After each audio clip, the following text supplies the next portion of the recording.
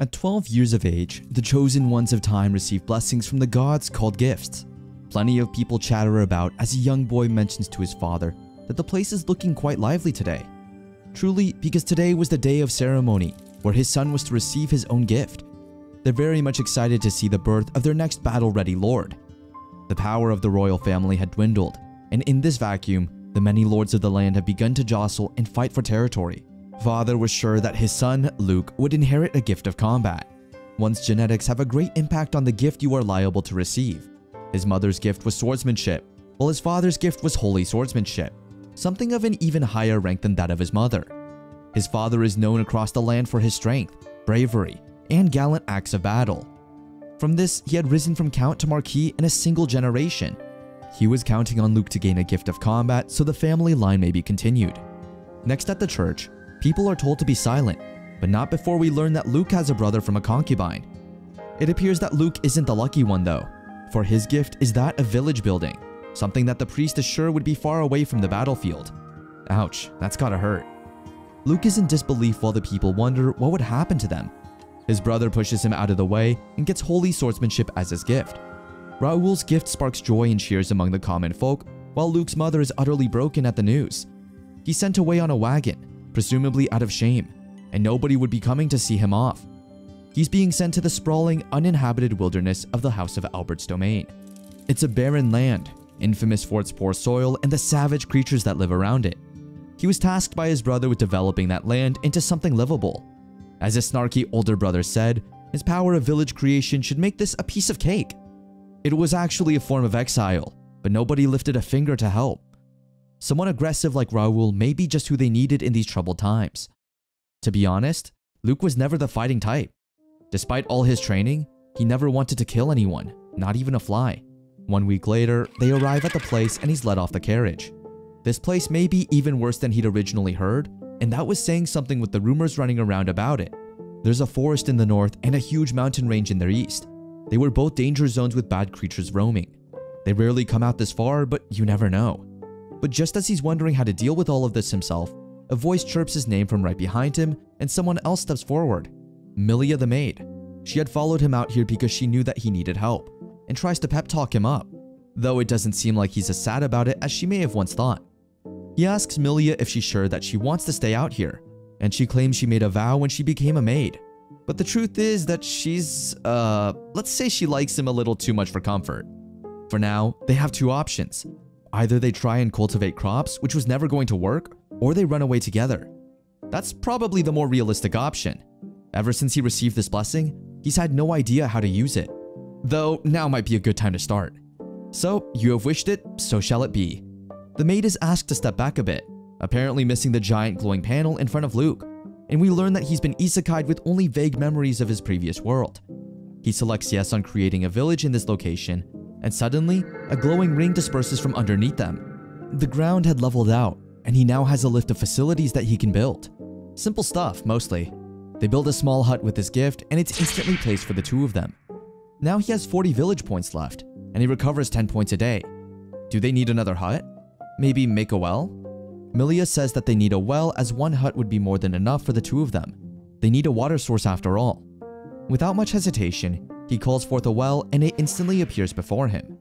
Milia is confused that the cover won't come off, but he shows her how to work it easily. 10 points left. He can create one more thing. But before he can do that, he looks toward Milia and the system asks if he wants to make her a villager. As the number of villagers rise, so does his points per day by 1. The two of them spend the night sleeping in the hut without much more events, Luke having made up his mind to live the simple, slow life with his village. A girl tells her father that she is sincerely sorry, but she was leaving home this instant. Her name is Selene, and her father asks her just what she thinks she's doing. "You deaf, old man?" She said she was leaving. She can't take it anymore. This was the last straw. They live in times where lords near and far think it's fine to force their children into marriages for political clout and convenience. But what they don't expect is just how hard their children may push back against such crass methodology. When her husband-to-be was Luke, that was one thing. He was at least cute and caring. But when her husband-to-be was meant to be Raoul, no way in heck. He's way too twisted for her, and she utterly refused to do it. Her father tells her that she must think of their domain, but she would much rather die than marry someone like him. The guards cling together spears, telling her to please return at once. She warns them that if they don't move aside, they would be getting into a world of hurt. They shudder a bit and she walks through them, leaving her home once and for all while slamming the door behind her. That morning, Luke thinks that Milia really needs her own little house to live in. She's a bit too attached to him. She wakes up nigh instantly once he moves, and says that it's a maid's duty to wake up before her master. Well, she ain't a maid anymore, so she doesn't really need to do that. But she is a villager now, and she's got to do her very best to support him, the village head. The day she arrived at the castle, Milia had just turned 12 years old. The second daughter of a low-ranking noble house, she would never receive the blessings that any large donation family could pay for. So she could either marry into another low-ranking noble family or become a maid for a high-ranking noble. Thus, she had become a maid for the Albert house, which was the house gaining political and potential power at the time. It was nothing more than a total stroke of sheer luck. But for someone like her, with zero experience on the job, it was quite hard to keep up with the workload and she struggled constantly with the work. And then, one fateful day, she came face to face with her biggest challenge, breaking Madame Isabella's most prized and cherished dish of all. The lady herself had come downstairs to see what that crash was, and Milia thought she was going to get fired on the darn spot for doing such a thing, even on accident. But instead, Luke apologizes to his mother and says that he begged to have the maid show him the plate and he broke it.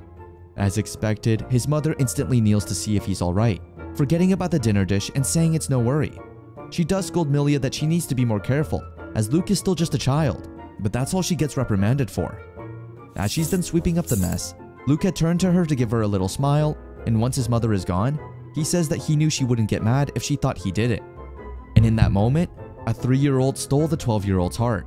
Calling Milia to tell her that he's now able to build a field with 20 points, Luke is told that field work is quite hard to do. He says not to coddle him, and that he's going to do some hard work for his own village. And Milia almost dies of cuteness overload. Kek. After collecting the seeds in order to plant them in their newly established field, which had taken the entire day by this point, Luke takes a bath to get himself all clean and dandy for bed. He then hears something making noises out in the woods and notes that just because they haven't been attacked by beasts yet, doesn't mean they won't be. He should prepare some defenses for them just in case. One was a watchtower to overlook the area, improving their sight abilities. Another addition was that of plaster walls made of earth in order to keep them safe from the smaller creatures of the night. A few days later, the crops are blooming already and providing plenty of food to keep them going. This was great, as now they had a food source. Wait, what was that scream? Milia goes up the ladder to take a look and reports that a group of goblins was coming towards them. They were unable to get over the wall until they started using each other like stepping stones. With goblins fast approaching, Milia is told to stay up there and keep watch. Luke had sword training, but she didn't. Bashing the goblins on their little bodies with a blade, he defends his new village to the utmost of his ability, until one leaps over to him and is about to grab at him. It's only stopped by the attack of Selene, who appears out of nowhere. Iceblade Princess Selene Bajrata, the daughter of a count who was gifted dual-wielding and Liven's magic, allowing her to fight with both hands and water or ice magic. She was also Luke's former fiancée. He has many stories of her coming over to his place in order to have an arranged playdate. Selene jumps down and floats over him, saying how it had been 2 years since they last met, and commenting on just how big he's gotten since then. Well, yeah, thank you, but again, why was she here? Oh, that part was simple. She had just run away from home like a stray cat. Well, it was actually more like she had broken ties, as her family had tried to force her into an engagement with Raoul instead. Luke is in disbelief, and Selene admits that she would rather die than marry someone like that Raoul boy.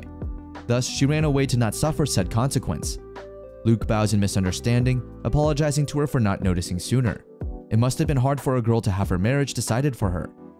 He is, however, misunderstanding. Selene clears up that it's simply that she didn't want to marry someone like his brother, but if it was Luke, she might consider it. What she's trying to say is cut off by maid Milia, who says that they should really refrain from having private talks. Oof, protective much? She explains that she's the first villager in this new place that Lord Luke is developing, and he's its head. Well, that still don't explain a whole lot. Selene questions more what they're doing out here than anything else, as she was concerned when she had heard that Liam had been sent out here to develop the land. But they already have a mud wall, a watchtower, and a full-on crop field that's already bearing yield. They can't possibly tell her that they did all this by themselves. That's right, milady, but as Luke so cleverly puts it, it'd be faster to show her how they did it. He lays down a storehouse with 20 points, and Selene is suddenly in disbelief at where it came from and just how it was made. Luke explains that this is what his gift of village building can do. There were indeed limitations, but for the most part, he can make whatever they need in order to survive. Selene had never heard of a gift like that before, and she asks if he made that crop over there too. Yup, now she gets it, as there was zero way they would have been able to make the small village that fast otherwise. Luke gets a little ping from a menu, asking if he'd like to turn her into a villager, and he just waves it off while thinking that there's no way she would want to stay in a place like this. That aside, was she okay? He doubted that her house would stay silent about the marriage thing. Nah, it was fine. Although she was important to them with 2 combat gifts, she was confident that the Albert house wouldn't waste any time being angry with the Bajradas. If her dad were to gain any more enemies, he'd end up completely surrounded. It's fine though. Her brother had gotten a powerful gift. They could figure things out. And by the looks of it, she could also live here for a bit. Wait, so she does plan on living here? Well, duh, as she correctly puts it. Where else was she supposed to go? Can't go home, and nowhere else would likely accept her. The system auto-registers her as a villager. His daily points increase to 12, but that's not the issue here. Even with this gift, they may not have enough food nor proper homes for her. Milia and Selene glare at each other for a bit, and Luke isn't sure why the two of them have sparks between them. Milia is quick to remind her that they don't have any showers here for one. That's normal on the battlefield, replies Selene. They'll need her to fight off monsters like the ones from earlier, right? Or does she alone have what it takes to protect Luke? Yeah, didn't think so. Selene is to note then that her status as a noblewoman doesn't apply here. Was this her silly little attempt at dominance over Selene? After some more heated back and forth, Liam walks into his home, and Selene asks if these two have been sleeping in such a tiny space together this whole time. Yes sir, they have. Liam eventually offers to sleep in the storehouse, and both women say no. So he ends up sleeping between the two of them. The first time Selene had gone to Lord Albert's castle, she had just turned 10 years old. She was told right out of the carriage that she would be meeting Lord Luke in a little bit, and he would very likely be her husband one day, so she must be ladylike in front of him. She understands, though she doesn't show much care for the situation she's put in, even though it was all about her. Walking through the grounds, she comes across a neat little path and decides to walk down it just to see what's going on down the way. A rock is thrown out from the bushes and it catches her attention. She looks up to find that it came from the nearby shrubs and looks around within them to find Raoul with a rock in his hand. She at first wonders if he's Luke, then sees that he's actually throwing rocks at a boy tied to a tree. Raoul is a nasty piece of work even as a young brat, and says that next is the poor kid's face. Selene comes out of the brushes in order to save the young lad, which is commendable, and Raoul holds his throw for a few seconds to see what the disturbance is. The two begin to fight, and Selene tries to grab for the rock, saying that if the kid is hit in a bad spot, he might actually die. Raoul tells her to just shut up and pushes her out of the way, saying that he'll just get someone else to play with if that were the case. There are plenty of others according to him, and despite Selene's best efforts, the rock is then thrown. But instead of hitting the poor tied-up kid, it instead hits Luke on the head. Luke is actually bleeding while they untie the poor servant boy, and Raoul makes a mad dash for it, saying that he wasn't actually aiming for Luke, okay? While Selene wonders what that was about, she later finds out that the violent one was his little brother, and the kind-looking boy was actually Lord Luke. A few years later, they had both met again, and Selene asks if he had ever brung up to his father what had happened. The concubine's son hurting the legal wife's son sounds like quite a big problem, and Luke said that if he did that, his little brother's reputation would only get worse. Selene says that it would indeed, as he deserved it. I'm gonna have to agree with the little lady here. But they were still brothers. He didn't want to give incentive to those who would tell horrible things behind Raoul's back. Avoiding a sibling war. Clever. Back in the present though, Luke finally has enough points to build a small house for them. Since Selene came, he'd been having to sleep between those two in that tiny hut, which was quite uncomfortable. But that hell ended today, or at least he hoped it would. He lays it down and they look inside their new home, which comes with some furniture, including a bed. Selene asks what the thing in front of her was, looking into the kitchen and its appliances. Water also came out of the faucets, the blue handle being cold and red the hot one. Luke also demonstrates their new gas stove to them, and Milia is immediately taken by it. This could make cooking so much easier. And in the other room, there was a full-on bathroom suite, including another faucet and a full-on toilet, even coming with a shower. Luke explains that this toilet was where you do the thing, and if you just flush it like so, water will come down and clean everything away. The question of where does it go is just left up to the magic that made it. This meant that they didn't have to use the well outside anymore for a source of water. But not only that, now that there's 2 bedrooms, they could sleep separately. Neither woman likes this, and Luke is suddenly put in the crosshairs. He wants these two women to share a room together? Absolutely not. Oh, that's right, they don't exactly get along, do they? Fine then, they can all sleep in the same room. He'll take the floor and they take turns sleeping on the bed. Nope, they won't do either, Chief. Because while that was the plan in the beginning, things in manga universes rarely go according to such simple things. Instead, he finds himself once again squished together between the two in bed. Both Selene and Milia not ready to sleep without him for their own respective reasons. This was somehow even more crowded than the hut. Little Lord Luke is watering his crops with a wooden bucket when he takes a break next, huffing and sweating up a storm from the intensive work his body has been put under thus far. The time has flown really quickly all the way out here, as it had already been 1 month since he'd come out in order to develop this land. His land. Thanks to his gift of village building, everything has been going very smoothly. Selene had even come back from the forest in the north, bearing gifts of meat in form of the wild boar she had caught and killed. Luke asks if it's even safe to go out that far, and she says yes it is, so long as you don't stray too far into monster territory. She can even make the food last longer by using her gift device in order to chill it, and she could get them some much needed meat. It's all thanks to her, huh? Uh-oh. That glance at Milia is just asking for trouble. The maid asks who's been preparing said food, reminding little Selene that she can't even cook, much less butcher the meat that she had brought home for them. Both women were needed to survive. Milia and Selene go at it with butchering the boar, but then the little lady says to hold up. Luke asks what's wrong and Selene says that she hears voices. The sound of approaching footsteps breaks the sound of nature around them, and Selene points out that it's not just one, it's a large group of them. Luke climbs the watchtower to see that a mass of villagers are currently on approach, and they begin to wonder what the group is doing all the way out here. The group doesn't seem to pose any threat. It's mostly women and children. They look exhausted, and someone had heard that there was a battle not long ago. These could be refugees. This area was a wasteland, so there was no way they could survive on their own for much longer. They couldn't just ignore them. One of the men comments that he didn't know that there was a village all the way out here, and Luke says that it was only just recently founded. He's the head of it. The man introduces himself as Burlet, the head of the group. They had a well here so the people could drink as much as they liked. Luke puts down a second well after showing them how the first one works, and once everyone has had something to drink, they explain that they left their little village behind. See, most of the men were drafted for the war. The older folks stayed behind, insisting they'd only be an extra burden on the group. They were also much less likely to be conscripted or put to slavery because of their age. His father, the village head, had also stayed back, which made Burlet the de facto head of the group. They were honestly just wandering around with nowhere to go until they hit this barren wasteland. They happened on this village just as they were about to run out of food and water. Luke understands, and while their crops aren't ready to be harvested yet, the meat has been cooked and is ready to be eaten. Everyone rushes past Burlet in order to get the food with sparkles in their eyes, and they all grab at it to get their portions. The women and kids chomp down on the meat Luke had Milia prepare like rabid dogs, getting in the nutrition they need. Burlet doesn't know how to thank Luke, but he knows that this isn't the end of their hardships. It's impossible for them to survive out in this wasteland, so instead of sending them off with a bit of food and water, he asks boldly if they would like to live here. He explains that they were actually short-staffed here, and working the fields was actually quite a difficult task with just the 3 of them.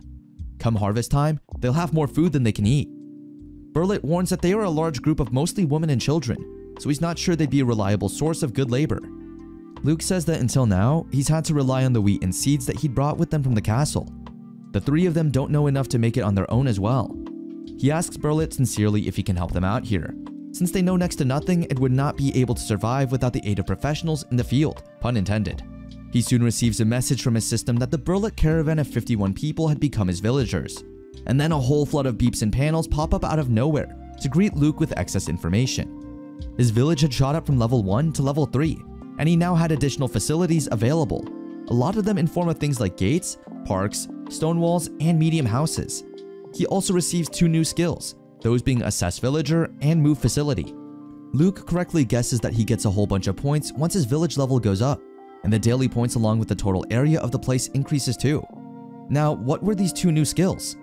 He tries out the new skill of Move Facility and is completely shocked when the storehouse slides across the ground without a care in the world. This would be really useful for organization purposes. He feels oddly like there was a game like this in his previous life, and now he doesn't have to worry about arrangements. But what he does have to worry about is the extremely frightened Burlet. I mean, it's not every day you see entire buildings just move around the town. Of course, he's going to be quite a bit shocked that Lord Luke could do something like this. Luke has to very quickly explain that it's his gift and him doing this, not anything they need to be worried about. The people are amazed that little old Luke has a gift at all, much less that he can use to this effect. One of the kids asks what in particular his gift is, and Luke simply tells them the name. Common folk probably don't get to see gifts often at all, and it was kind of nice to see people treat him so kindly after the experiences he had at the castle prior to his coming out here. One of the children asks for more detail, while another says that he wants holy swordsmanship as his gift, and they get to playing while Luke admits that he did admire that gift at one point. He makes a whole bunch of row houses next, which are one-story complexes with 5 living spaces. Each has 2 rooms, 1 dining area and 1 kitchen. A shared toilet is included. A space this size should be enough to fit a family of 5, and Milia explains how to use the toilet, while Luke laments that they cannot create bathrooms for the people here to bathe themselves. He does calculations on his head for how many houses are needed to fit all the people at present, and he knows that he'll have to expand the crops and build walls for new parts of the village. Once he's all done, his points are down to 214, but there are a lot of facilities for the people to use now. He says that they should all take a rest for today, and they do, with Luke shortly testing out his other ability of Assess Villager. He sees the personal information in a man, one whose gift would be swordsmanship. He asks the villager if they have a gift at all, and the answer is no way, as there aren't any churches around to give out blessings. Even if there were, he doesn't think he has the talent to get one. Your status says otherwise, buddy. Selene and Milia are told about this at length, and Selene asks if he can try it out on her, which makes Milia twitch. Her recommended job is general at only age 15? Wow. Village loyalty is then explained as a villager's moral compass towards the place, and those with low loyalty are quite prone to crimes and rebelling. Caution is advised. Milia is told that she should get checked next, and she's flinching and twitching, saying that at least that skill can't read minds, right? Begs the question of what the fluff she's normally thinking about. She tells Selene to shush as she's just looking out for her young master, and he's too young to know the thoughts of a grown woman. Milia insists that she needs to go and cool herself down and runs out of the room, with both Luke and Selene just thinking that she might just be tired and nothing else. Luke comes out to Burlet and tells him that he wants to know his name, age, and family for the future, as it may come in handy when assigning people jobs. Burlet is 36 with high loyalty and a recommended job of organizer. As for his family, this was his younger brother Barlet, the one with a gift of swordsmanship. He has a good age of 32 and a wife with 2 children, so he's really grateful for what Luke has done for them. Luke meets everyone else across the village on that same day, and bar some of the girls fawning over him and an old lady being a good torturer, there's nothing really of interest. We see the statistics of his population and such, alongside 4 people with latent gifts that need unlocking. But as Selene later points out, they need the church or someone with the oracle gift to bestow them upon people. On top of that, they have 0 money to donate. It's all a bit frustrating, but the numbers seem odd to Luke. He was taught that 50% of nobles have a gift, while less than 1% of commoners have one. But here, it was about 10%.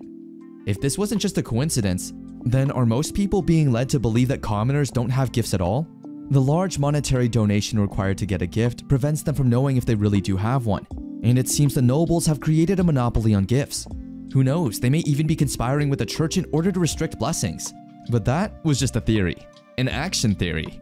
But interrupting his thoughts comes Milia, who throws a bucket of cold water upon herself, trying in vain to clear her head.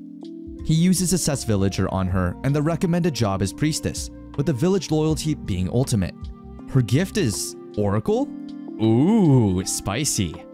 It had been 3 days since the people from afar had joined their village. They found out Milia has a potential Oracle gift, which is great and all that jazz, but without a way to serve her the blessing in the first place, it will stay dormant. They've been largely at a loss for what to do in those regards.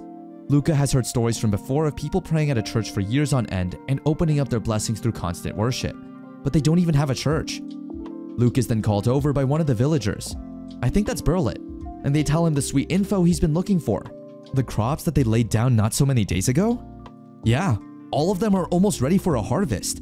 The soil here must be top-notch for something like that to happen. Oh yeah, his menu did mention something like that, didn't it?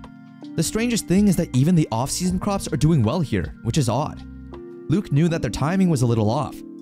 That evening, all the crops are harvested, and it seems that everything has been going well here. It was quite the harvest, and he couldn't have done it without everyone else's help. Luke then suggests that they have a neat little party to celebrate the new villagers and the harvest, to which Milia says that's a good idea. He wishes to help out, as does an annoyed Selene, but while Milia may appreciate the help at first, Luke can't seem to do the basics of cutting the vegetables. he's told to wash the veggies instead, which is a more appropriate task for his little lordship. And Selene says to leave the slicing to her, right before she cleaves a friggin' table in half. Yeah, no. She ends up sweeping while Luke washes the veggies, and Milia gets the food ready for everyone at breakneck speeds. Quite the capable maid she's become. It looks so good too. They can't remember the last time they had a good feast like this. Many people then glance at Luke from the sidelines, and as the chief, he's told by the girls to give them a warm toast. To the bountiful harvest and the new villagers, cheers everyone!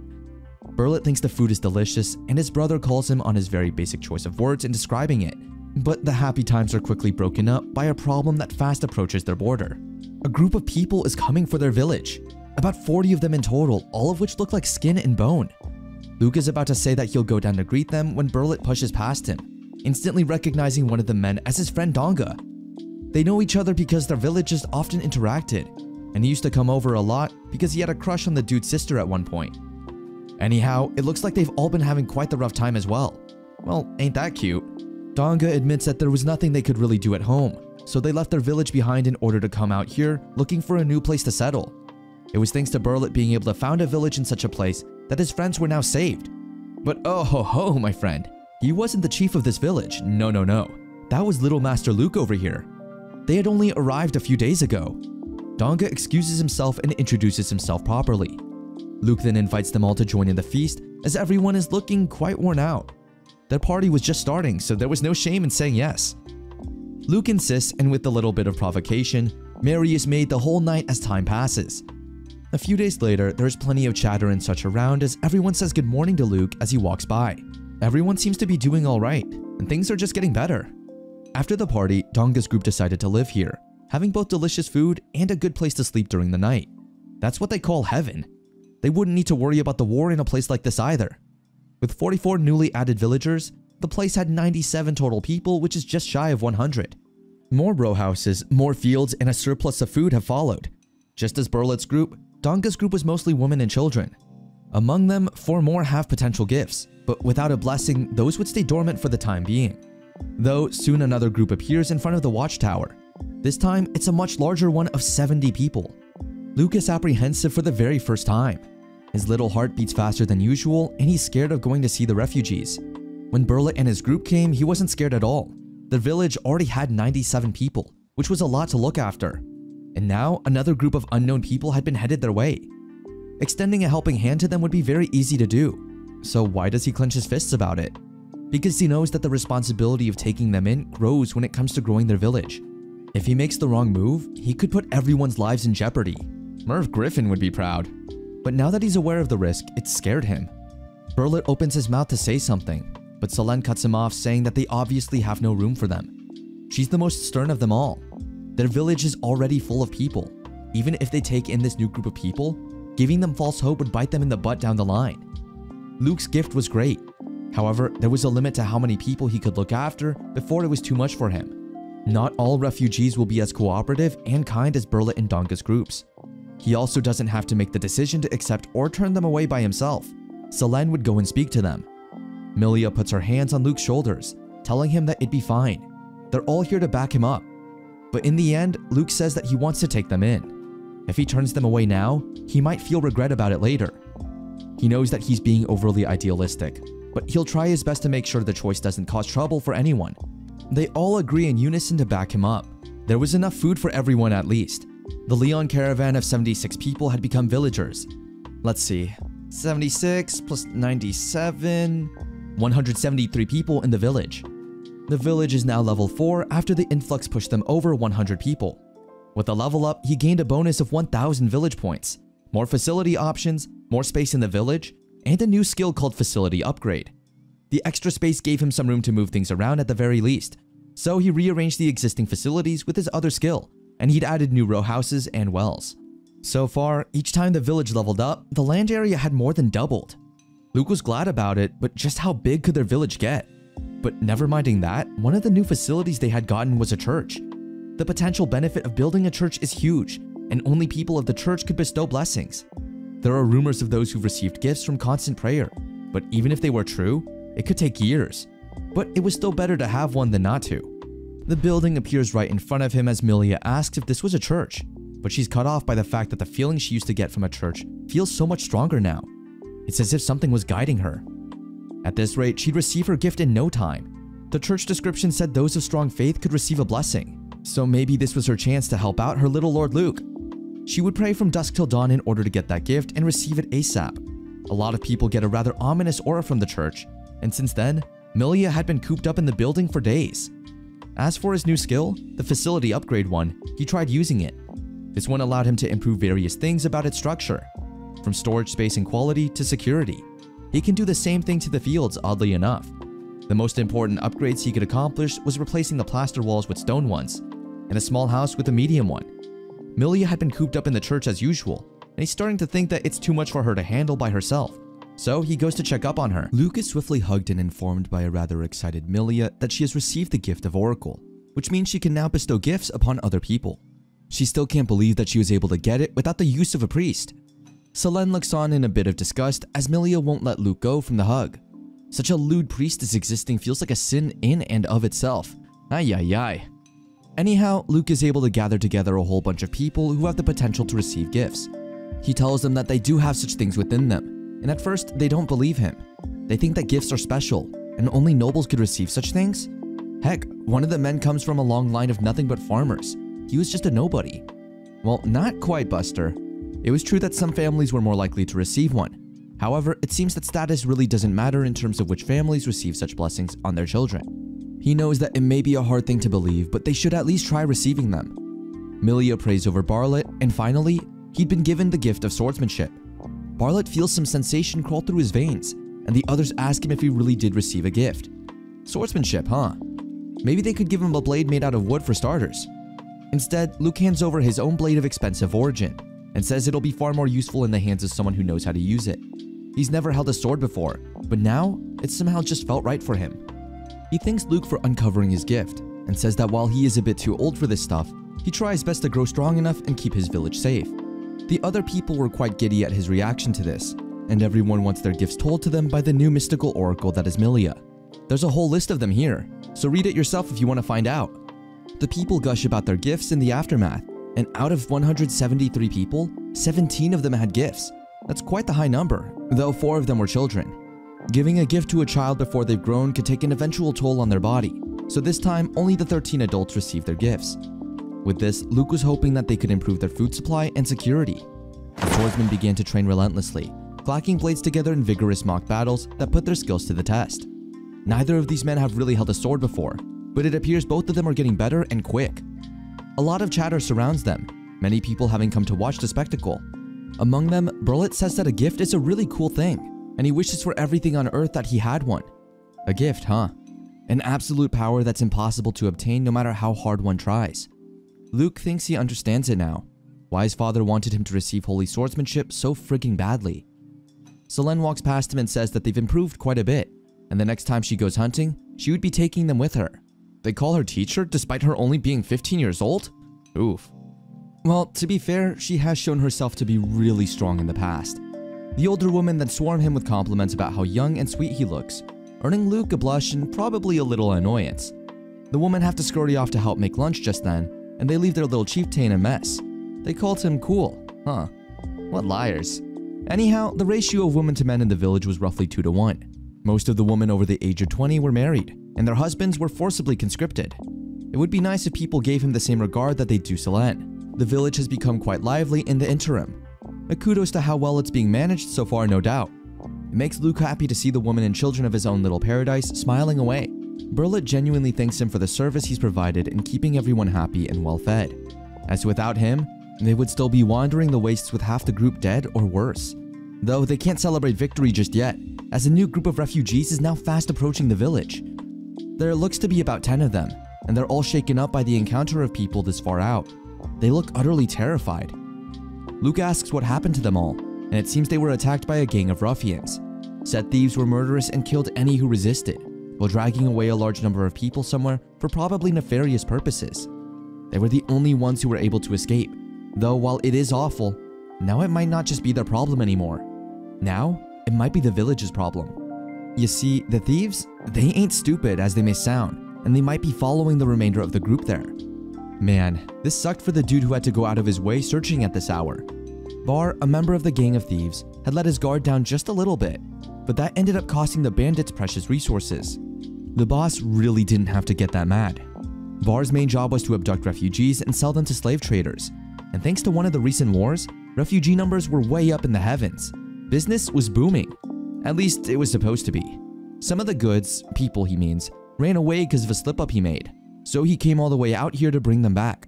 Why's a man got to do all this by himself though? The whole damn gang should be held responsible. Was there always a village out here in the wastes?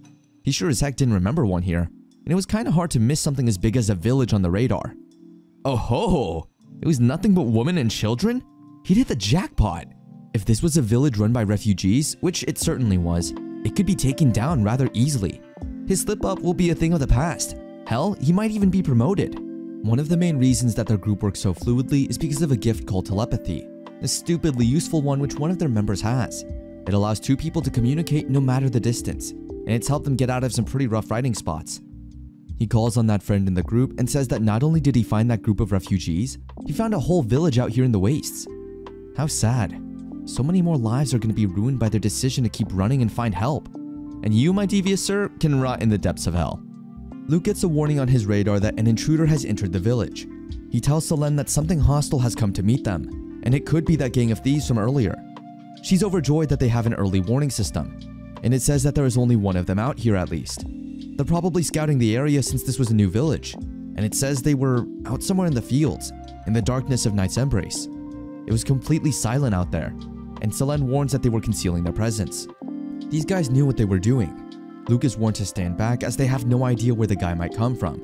Oh, but on the contrary, my dear, the radar tells him exactly where the enemy is. He can see them plain as day on his map.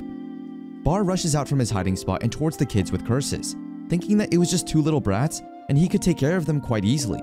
Yeah, huh. How do you think that works out for him when the strongest girl in the village is standing right there? With Bar in a fat block of ice, that's how. He's woken up by the telepathy chap yelling at him to answer if he can hear him. My dude is in prison and facing a very angry Selene, who's looking over him with contempt. He's ordered to tell them what's going on over there, as they were headed for the village now. He realizes he's in a jail cell and contemplates just how weird this village is. First that attack and now this? Selene asks this thief how many of them there were and where the rest of his gang members were. She's not going to get much of a reply out of him like that. He can't afford to make any more mistakes or he might get in trouble with the boss man. He smirks at them, telling his telepathic friend that he was scoping out the village. It's nothing but women and children, so getting in should be quite easy. He's not lying, technically. Once the boss comes, everything would be fine. But then in comes a voice from behind them, an old lady, asking to leave this young man to her. Fast forward a bit and we get a glimpse of why. Granny is such a good torturer. Yeah, remind me not to mess with her. She says it'll take a while to get him to come clean, but in the meantime, why don't they go and get ready for battle? Telepathy dude is trying his hardest to contact Bar, but failing at every turn. He mentions to his friends that something is off with the dude's replies. Their conversations keep breaking off, and they don't know where he's waiting. The friend says that slacker is always off, and the two of them call him useless while staring at the village over the rocks.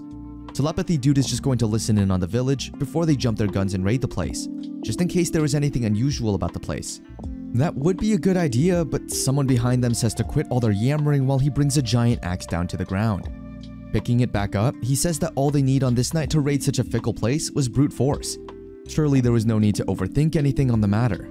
You'd be surprised what this little thing called a plan can do, my bald friend. He smirks down at the fortifications, saying aloud that a simple wooden gate wouldn't be enough to stop the group of them. He suddenly dashes from atop the cliff, going down to bring his weapon to bear on the gate which protects everyone, crashing into it with a resounding crack as his axe splits the wood. He screams for his men to follow him and they all do so with renewed vigor, launching the assaults on this small village they found to be worthy prey. Footsteps come thumping through the night to collect their bounty of people, and Luke suddenly gets a nasty feeling that his village has just been intruded upon. The men don't seem to know what the weird buildings here are, and while they had made so much noise charging into the place, nobody was screaming or even crying. The silence was eerie, even for a group that's probably seen some stuff. Luke taps through his menus, finding the water moat option and clicks yes. Oh, you little devil. Suddenly, the floor beneath the bandits vanishes and gives way to water as the moat is formed below them. and while a few of his men spit out water from falling so suddenly into the trap, they hear the last sound anyone ever wants to in the depths of the trench. The crinkling and crackling of ice forming. The water was freezing over, and if they didn't get out of there soon, they were gonna die. Looks like nobody can move, and Selene stomps her foot triumphantly over the top of them. Looks like they fell for the trap. Can't believe they took most of the bad guys out in one foul swoop, and nobody got hurt. That tag team move was a stroke of genius. Selene is all blushy-gushy from this compliment, as she likes the sound of the two of them tag teaming. She tells the others to get the baddies ready for the slammer. One problem. While she's busy gushing, the boss had escaped from the frozen lake and come to greet her from behind. So she was the one who put his boys in the ice, eh? Making blades of ice out of nowhere and parrying his attack, Selene is quick to defend herself from the brute of a man assaulting her. Got out of the ice, did he? Quite a strong one he was. Does she think she can beat him is the question. Selene gets launched backwards from the stalemate, and the two really go at it. She bobs and weaves through the ferocious attempts to slice and dice, narrowly avoiding getting chopped in half by a quick slam cut. She does manage to cut him, however, and they rather quickly speed off in the fervor of battle, locked into it for the time being. It looks like he's just as capable as she was, which was a bad thing. A very, very bad thing. Why, you ask? Because her ice spell on the lake holding the rest of the goons was maintained by her concentration, and without it, the ice begins to melt away, freeing the rest of them on the worried population of the village. They had to get the rest of these guys out and into the slammer really quickly, before… too late. The men reach out to Luke and almost catch him in their grasp. They sure as heck would if not for Bartlett snatching him up first. Narrowly avoiding the capture of their chief, he now has to maintain this and keep the bad guys away from the head, using his gift of swordsmanship. Bartlett is quick to swing his blade at them, clanging against blades from every direction while spinning the poor boy around like a little ragdoll in his arms. Luke then notices while being swung around that his villagers are frozen by fear. Telekinesis Bro yells to fight them, since they have weapons but don't know how to use them yet. This jolts the others back to life as the bandits climb back out of the moat, ready for combat and laughing a little at the poor little people who would oppose them. This was bad. This was everyone's first real time in a combat situation, and if they weren't careful, they would be wiped out just like the other group. The two frozen villagers are ordered to duck, and a man with a shield comes to their aid, taking the frontal hit for them. They're reminded to do what they had in training, but ask how. They've never fought this many people all at once. The villagers are now getting hysterical, which was a bad thing overall, but good for the bandits who want to keep spreading fear. Telepathy Bro is yelling about how this village would be theirs, but he's promptly shut up and kicked back down into the moat by a very peeved off Luke. He orders everyone else to do the same. All they had to do was keep them in the moat and they would be safe. These guys didn't have unlimited stamina. Their bodies were also still frozen, and their movements were still very slow in comparison to normal, so they could be defeated relatively easily. These guys were way easier than Selene to fight for those who did combat training, and they're getting cleaned up as such. But they had better watch their words before Selene heard them and upped the ante, Keck. One of them thinks that he's trained so much only to still be pathetic, but hey mate, Rome wasn't built in a day. Just calm down and focus and you'll be alright. The others finally realize that all they gotta do is keep the baddies in the moat and start getting confidence, and Telepathy Bro is very confused right now. What they should have encountered in this place, given its population of mostly women and children, was not this much resistance. They should have had smooth sailing and getting in here and ripping things to shreds, because everyone looks like novices, and yet this happened. He calls up for his boss who is on the edge of the moat, half frozen and looking like he could blow over in the wind. What they didn't realize is that she was sapping his body heat with every hit, using her ice magic to its fullest potential. Little icicles hang off him from the frost that's built up on his body, but that's what he gets for being all brawn and no brains. 40 intruders have been captured, says the system. The next day, they obtain information about the people that were abducted through the old granny's torture methods and set off on a rescue mission, saving those that were left successfully. Good thing they got to them before they were sold off. All thanks to Granny getting them to come clean. Would they like to know her methods?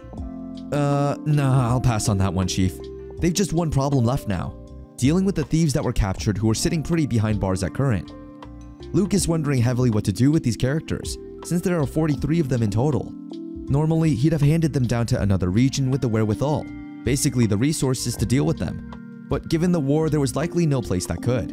Would he like to turn them into villagers? Heck no, scratch that idea. But wait, wasn't there an option for a rehabilitation center? Wait, is he seriously considering this? Yeah, there was an option for a center of those sorts, but if the info here was true, maybe they could use the center to reform some of them. Villager is just a title that his gift can assign. It doesn't mean that he has to treat them the same as the other villagers.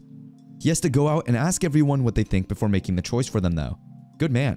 One of them is shocked that he's not going to execute them. They were scum. There was zero point in letting them live.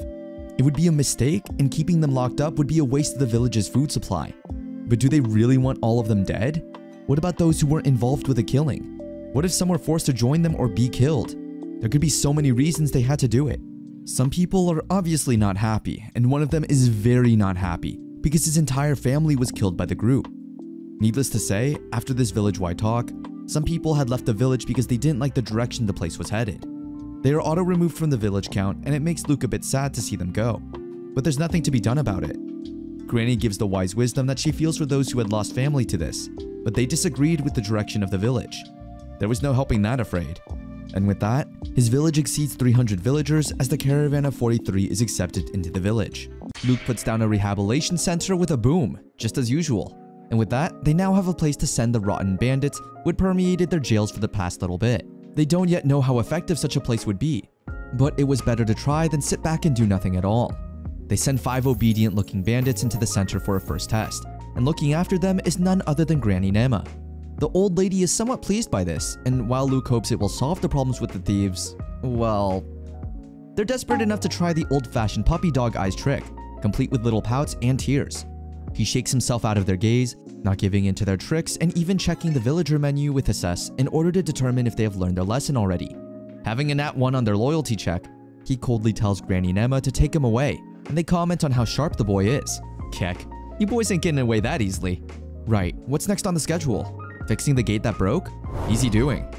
He upgrades its security as well, so that the gate doesn't get wrecked so easily. He also wonders what other new stuff is available at level 5. Looking into it on the village menu, a new skill called Facility Customization is available along with things like rods, sturdier watchtowers, public baths, and so forth. Roads and waterways don't cost much per unit, but they need to be connected in longer strings in order to be of any real use. We also get our current map of the village, which is a nice and sturdy little place. The water moat he'd built to take care of the intruders had also gone back to normal. Wondering what he should build next, Luke ponders this for a few moments before settling on the public bath. The villagers are excited and ask him what it means, but it's what you expect. Red for women, blue for men. They could already start using the place, and if they had any questions, they could just let their little chieftain know. The dressing room was as they entered, complete with some shelves for the clothing on either side. Everyone goes in and starts to get changed, and Luke peeks into the men's side to see how the water is. It was the best thing they had ever experienced. While Donga chastises 2 of them for playing around in the bath, buzzkill, Luke calls over the wall, checking how things are on the women's side of things. Everyone was really enjoying the bath, which made him happy, as they didn't have to use the wells anymore. Everyone was hesitant to use the one in the chief's house, so he hopes it'll help them all to relax. Of course, the inevitable peeking ensues from the men's side, and Nema comes in to drag them away to the rehab center. That's what you get. Luke next goes to check on the swordsman combat training being held by Selene, and she's really working the boys down to the bone. She spots him and has a few hearts in her thoughts while whacking one of the men to a pulp, not looking at what she's doing for the last bit of things.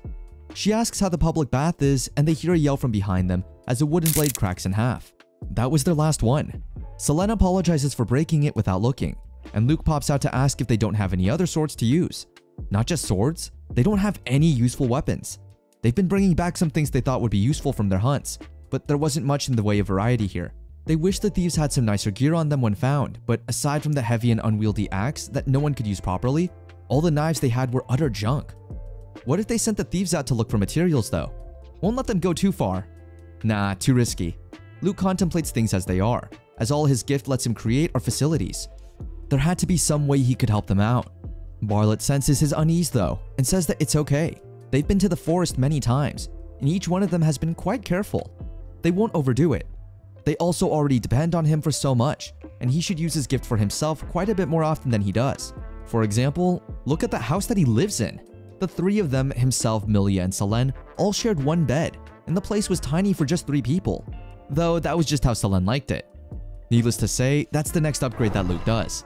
Luke's new house is just huge, and from the outside, it looks like something of a miniature mansion compared to the rest of the village. He didn't really think about what he was doing, he just did it. It also has exactly 3 rooms. Pretty convenient, isn't it? The 2 girls don't seem to think so. They quite enjoyed the previous arrangement, one for innocent reasons and the other for… let's not go down that road. Milia then asks why this bed was bigger than the ones in the other rooms. He points out that it must have been the upgrading process of the house, and Milia says that the village head does indeed deserve the biggest bed around. she would join him on it. She couldn't very well sleep in a bed she wasn't used to. So it was decided they would be sleeping together again minus Selene. I don't think so, you creep. Luke says that they can have this bed then. He's fine with a single-sized bed, but if he ever wants a bigger bed, he could just use an extra point to make it bigger. The girls go back to howling in the background, while Luke wonders what else he can do with this cool new facility customization tool. For one, it might be a good idea to put some stone stairs up into the wall so that they could peek out over it and defend themselves properly. 5 points are used to create each set, of which he makes 8 all around the village walls. Wondering what to do next, he comes up with the idea to create some embrasures in the wall so they could fire arrows and such through. With what bows? It's created easily, and while peeking into it, little Luke gets a jump scare of Donga, who is peeking over the wall to see what interesting other things he's doing. He asks what the space was for, and Luke explains that he figures they could strike back from these spots if they were ever under attack. But he's not sure if they have any weapons that could, bro, what are you doing? Donga says that this reminds him of the sandcastles he used to make when he was a kid, and Luke thinks that maybe it's a bit too easy for the enemy to just, reach through. Out of what they have, only Selene's ice magic could plausibly clear the distance. He needs to do something about their severe lack of weapons, and fast. Sadly though, their village was in the middle of nowhere. Say hi to Courage for me. Even if they looked, all they would find were small villages. There's no way any of them would be able to help them get the weapons they had a need for. Oh, but wait a minute. If he uses his facility customization skill to alter a part of the wall? Nat 20 for intelligence here. Once he detached it from the wall, however, he couldn't customize the blade anymore. That makes more sense. Can't edit something that isn't a facility. He tries fashioning the sword before it detaches from the hut next, and it works. A wooden sword has been acquired. Pretty simple, and it only costs 3 points. Now he can make a bunch of these things easily, though it's not something that can withstand much. Wood is a fragile material when it comes to combat usage, not something suited for training purposes unless tailor-made. What facilities could he use to form some good swords? Oh, the prison bars that hold his inmates, of course. They're made of solid iron, albeit they have screaming men behind them ordering him to let them out. No matter how much they kick at the iron, it doesn't budge. It was a bit scary trying to make this in front of them, but the iron from these things would make for some solid swords, he thought.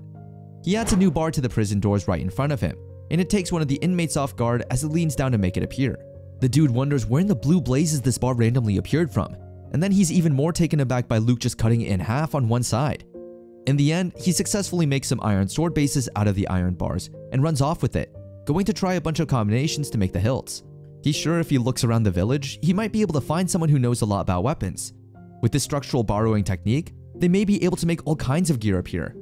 Both Selene and Barlet are confused when Luke first tells them that he's made an iron sword.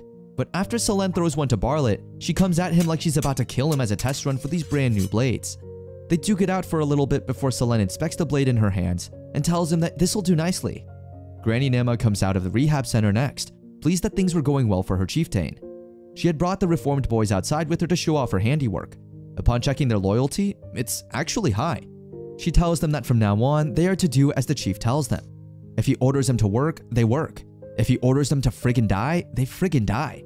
The men agree without question, being completely different people after good old Granny Nema had dealt with them. They bow to their chief and say that they were his willing servants, ready to do whatever he said. He asks Granny Nema just what the hell kind of torture she had put them through to get them to be this obedient, and she would love to say that it was her guidance that turned them into this. But unfortunately, she can't take all the credit for it. For some reason, they became docile as soon as she had put them in the facility. She had really wanted to put the fear of God himself into them, set them straight, but she didn't even get the chance to do so. She turns around and says to send her some men with guts next time. Luke is actually at a loss for what to do as he's still not trusting of them, though their loyalty is high, and Granny Nema says that they've changed significantly enough to be rehabilitated. He orders that for now, they should go out and help Barlet, shoving the work to someone else, eh? And all the men run off in that direction immediately, jumping to please their new chief. Granny Nema continued to rehabilitate the thieves, and the hunters kept strong eyes on the ones who had come out of the center. But their loyalty has remained high thus far, and nobody has dared to do anything shady. That old lady is terrifying, but Luke is just glad everything is working out alright thus far. Then he gets poked by the telepathy bro, the one guy in the next cell over. He explains his situation. His name was Satine, and he used to belong to a well-known merchant family, but he was kicked out after some things went wrong. He only became a thief so that he could live a half-decent life. Satine says he doesn't think he was ever fully able to become a thief, and he's at his wit's end trying to copy what the others do so he can get by. He got himself caught up in it, and he's done so many terrible things. Now it all makes sense. why he has a gift as a bandit. Because he was from a noble family. He'll atone for his crimes, he promises. But the problem is that he's still mutinous on the loyalty scale. This brat wasn't as easy as he thought, huh? Yeah boy, you ain't winning just through way of persuasion when he can read you like a book. Soon as Milia comes in though and Satine reads her thoughts, well, let's not go into that. Needless to say, Satine recoils from the nasty woman, and Milia is then told that the guy can read thoughts. So Milia does the smart thing and offers him up next for the rehabilitation center. Milia is then asked by Luke what she was thinking about, and this of course makes the woman flinch and freeze up as she's not exactly sure how to explain things to him. She turns around with a slow, agonized creak.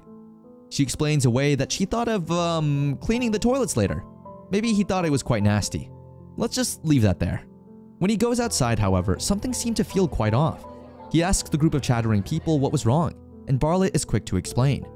The hunting team, including Selene, hasn't come back yet. Usually they'd be back by now, but there was no sign of them. One of the children says that this is the curse of the Almirage. The what now? Almirage were giant aggressive rabbits that could grow to over a meter in length, and they have sharp unicorn-like horns on their heads. Its meat is soft and easy to eat, its horn and fur having many uses too. On a good day, their hunting teams bring back a couple in one trip. It was practically a stable in their village. The girl is also holding Almirage, I'm not gonna say what these are. Moving quickly on, the girl explains that a week ago, the hunters came back with an Almirage like they always do. But when she looked at it, she found a shiver crawling up her spine, and its eyes on the thing she was holding. Slowly, she'd moved closer to check out what was giving her such unease, when all of a sudden the damn thing came back to life and let out a terrifying screech. She flings the things at them when they don't believe her story. But the hunting group might be in trouble out in the wilds, as if they had helped butcher the meat of the Almirage. The scent would be all over them. This could draw a pack of the beast together, a difficult fight even for people with gifts. But those in the field may not be the only ones in trouble, as one of the watchtowers yells that they see something strange over the fence. Luke orders Bartlett to get everyone to safety, and someone else yells that they should throw the thieves at it. Good chance to see if they've truly changed for the better. Selene then asks from the side what was wrong with everyone. They ask her if she's okay, and Bartlett is about to tell her that they had seen a huge creature just now. But she just lights up in the face and says that it was nothing but the two giant orcs that they had hunted. Orcs were ill-tempered and dangerous creatures, each one capable of laying waste to an entire village on its own. But their meat was also considered a luxury item even among nobles, as its flavor was akin to high-grade pork while being packed with nutrients. The meat is savory and the aftertaste is pleasant and light. So, these oversized pigs were orcs, huh? Not to mention the strength of their group would have needed to hunt two of them. Selene is really earning her title of general here. The men drool at the prospect of being able to eat such good meat tonight, and Milia says that they would be starting to prepare the food right away. With some preparation time, the food is all ready and smoking out of the ovens. One of the men says that they might want to sell this instead of eating it, but he's quickly shut down by the others who dig in and eat up their fill of the delicious meat. It was good enough that they practically order Luke to have a bite of it as well, and this he does. It's actually better than the meat he had back at the castle for some reason, and as Selene explains, this is because it's been prepared sooner after the death than it would be when it reached the castle. But while everyone else is enjoying the food, the girl from earlier is all gloomy because her little made-up curse wasn't the cause of all the trouble, and she made herself look a little stupid. Milia knows what will cheer her up. The orcish, oh to heck with it. The orcish ball broil, yes, it is what it sounds like unfortunately. Luke has the same reaction as I do, asking Milia why in a million years she would make such a thing. She explains that it's good for your stamina, and it's chock full of nutrients. She used to make such a thing back at the castle for Lord Albert and his mother. Bartlett says that he's had the ones from a bull and the ones from a horse, but the ones from an orc? He's never even heard of someone making a dish with those. Yeah, and I hope never to see it again.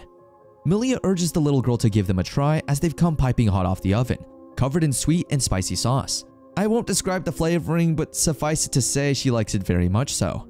There's also a soup made from its, other part. The ladies are way more into this than they have any right to be. Half a year then passes since Luke creates the village, and things now start to get chilly as the winter time rapidly approaches it, bringing with it the colder months of the year. It's about time they started to prepare for the winter months. Bartlett then comes up to Luke and says that he'd been talking to the others, and they actually wanted to take a trip home. They've been concerned about their parents is all, and only 5 of them are going, so it shouldn't really affect village operations. He does offer to bring them here to the village, but Bartlett doesn't think that they would fare well on the trip, so he has to decline the kind offer. Selene then offers to go with them, and out of nowhere come the reformed thieves who nobody's really pleased to see, but they tolerate their presence. Luke isn't quite sure that he should be letting them outside the village just yet, despite the fact that their loyalty is quite high at the moment. But Selene says that it's fine, The more muscle they take with them, the better the journey would turn out. Besides, if they turned tail on the group, she could always kick the ever-loving snot out of the former bandits. And with that, the group sets out for the older folks' village. A few days later, and little Lord Luke is reorganizing all the fields, row houses, and adding new walls. Eventually, he finishes his preparation work, and we see the newly formed village from high above. He had made 2 layers of stone walls, and more living spaces for the reformed thieves that they had been keeping around. It would help everyone feel much more at ease, and he figures he could get them to help down in those fields along with defending the village. They at least have a master farmer on their side, meaning the field work would be efficiently organized. The thieves aren't sure if they could ever repay him, each one having tears in their eyes at the mere prospect of finally having a place to live. They would surely never forget his kindness. Seems like the old lady raised them well. Ah, so this is just how all the thieves turn out, huh? Obedient little drones. Satine says that he'll report to Luke if he sees anything that may cause them harm while working in the fields. A brave, reliable man this one has become, and with that gift of telepathy, he could help them identify anyone fishy too. This begs a question though. If his gift is so handy, why did he get kicked out of the merchant family that he was in? Because others didn't think it was so much handy as dangerous, as it let him listen in on the thoughts of literally everyone. From the moment he got it, his life was hell. From the priest who liked kids a bit too much, burn in hell you absolute creep, to a girl who everyone thought was a saint, in fact being one to go preying on the needy. Even his own parents, who he had trusted more than anyone, found him to be something of a nuisance. They had discussed how he looked sad and how being able to hear all the thoughts of everyone around him must be weighing heavily on his little mind. His mother couldn't deal with her own son being so distant. It was a shame really, since she'd spent so much time raising him. His own father thought that Satine might develop his own ideas and betray the family, as he was aware of every single move they would make. So he ran away, and on the way out, he'd met the boss and his gang of thieves. He's scary when angry, but saw value in Satine's gift. More importantly, the entire gang was simple and easy to be around. He's lectured on how that doesn't mean he should be hurting people and again apologizes, and the gang is about to set out to show the chief just how useful they can be when Milia walks on scene. Her thoughts overwhelm Satine and he practically passes out, while Milia says that Burlet and the others have all come back in one piece. Luke is thanked directly by the old folk of the village and they shake hands for a little while, chatting away. But to important matters, these people Kale captured seem familiar in some way. Is it the clothing? Yeah, it's the outfit of the group of thieves, the same ones that had been plaguing their jail for a little while. They attacked Selene and the others who fought back and did a number to them. Come to find out they were from the same group as those in jail. The reformed thieves tap their shoulders and say that it's okay. They would see the light soon enough. Okay then, that's just creepy. The remaining thieves are shocked at their comrades' adjustment. At the same time, a few miles away, a father and son are walking through the wilderness of the barren landscape. The son is adamant that they won't find any villagers out here whatsoever, because there was no grass nor trees anywhere. The father remarks that there's not enough food to last the upcoming winter in their village, so they'd rather bet on this than die of starvation. The son is told to quit his complaining and keep walking. They can't just sit around and keep waiting for death. If only the son had left the village when he was younger, he could have been an adventurer and had a better life. This sets good old dad off on him with a yelling start, until the son spots a stone wall in the distance. Meanwhile in the village, Lord Luke and his girl are looking out at everyone through the window of their home. They all look so happy, though everyone should start heading to bed soon enough. Luke begins to doze off on the spot, his little head nodding a little, so he decides to hit the hay himself. He says goodnight to the girls and goes to bed. But later that night, the two women just appear out of thin air. They end up crawling into bed with him once again, despite Selene saying this was a bad idea in sign language. Luke gets a telepathic ping that two men are approaching the village. Perhaps they're refugees? Going down to meet them at the gate, Luke finds that the older man in his 50s is called Mac, and he's the chief of another village. The son's name is Manta. Luke introduces himself and they seem to know about him being the Lord's son already, which was a bit odd at first. But Mac had heard rumors that Lord Albert had sent his son out here to cultivate the wasteland with his gift of village building. It seems like they've been at it for a long time. Yes, just about half a year now. No way this was built in that time, they think. Did the Lord prepare this beforehand? Regardless, Luke asks what brings the two men here, and they explain that with another big war coming, they've been looking for a place to earn money during the winter. Liam would be happy to have them, but still, another big war, huh? It must be against the House of Shoniger. The Alberts and these rivals make up two of the great five powers, and they don't get along even though they're neighbors. He wonders if his brother Raoul would be joining the fight as well before being called back to reality. Max says that he's used to nobles who don't give a flying one about their people or the plight they go through, and then he apologizes for getting carried away with his words. Luke wonders what he'd be doing right now if he were the one who received the gift of holy swordsmanship. what would he be doing right now? Would he have noticed all the suffering around him? Back then, he was so eager to be living up to expectations, that now it all just seems a bit stupid. Luke says that the village of Mao is welcome to move in as well, as they have more than enough food for everyone. A couple of days later, the villagers arrive and are welcomed warmly into the fold. They say it must have taken them years to build these walls, and look at all those healthy crops. So, all those rumors about him getting a junk gift were flat out false. It's true that he didn't receive the gift of holy swordsmanship and was ordered to cultivate the wasteland, but he received the gift of village building instead. He's able to use it quite effectively all the way out here. The hunter group then returns with their quarry, causing a huge buzz on the other side of Luke. This time they've brought back 5 Almirage, much to the surprise of the Mao people. They should have a feast to celebrate the new people coming in. But he wonders still why Selene is boasting. This isn't the first time they've brought back plenty of Almirage. Well, that's because that's not all they had brought back. They had also captured this great boar for the village food supply.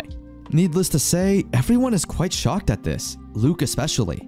He asks how they even managed to take down such a fearsome foe, and Selene explains that 2 of the men stopped it using their big shields. Then they all aimed for its neck. It's all because of the equipment that Luke had made for them that this was possible. He'd made these shields pretty darn thick, and they still ended up getting dented like this. Oh well, more could be made easily. For now, the hunters are congratulated on their good work, and the boar is brought inside so that the cooking may commence. Mac and his son Manta have tents that they'd like to set up for the time being, and ask if they can take a little spot over there. Oh, Luke had almost forgot. He takes a second to make something for them. Within a few seconds, new row houses are placed down, and the men can't help but be in awe with the random appearance of houses. Been a while since Luke had this kind of reaction to his gift. They ask where in the blue blazes the house came from, and Luke explains that he can create plenty of useful things with his gift of village building. So, those things people were saying about him getting a useless gift were all false. It was actually super useful. Well, no, he can only use it here, so they're not really wrong. Eventually, Luke exceeds 1,000 villagers and the place got promoted to level 6. Since then, 96 people from the Mao village had joined their ranks, but the gradient influx of villagers never stopped there. People who needed help with food had come to them, and Luke had welcomed them in. People who had needed help earning money had come to them. Again, Luke had welcomed them in. People who just wanted to be looked after had come to him. This time, he was more hesitant, but they were let in regardless. The reformed thieves had been patrolling the wasteland, ensuring people could traverse it safely. This might explain the recent rush of people. Burlet comments that their village has grown quite a bit, and Luke admits it has, with the rumor mill also being in full swing about their little paradise in the middle of nowhere. Word is, the war is getting more intense as well. Selene guessed it was only a matter of time before their village became a target, and they needed to start preparing for the worst case scenarios.